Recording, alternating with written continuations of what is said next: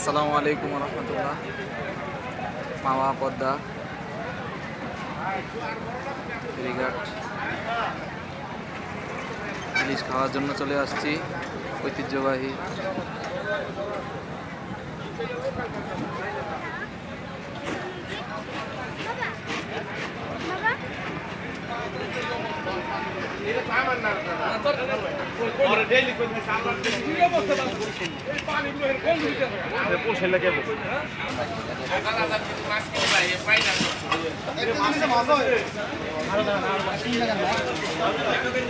দেখতে পাচ্ছেন চিংড়ি,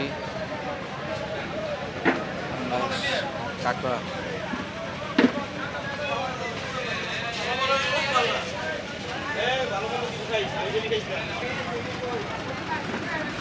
ইলিশ ভাজা হচ্ছে, এবং বেগুন ভাজি।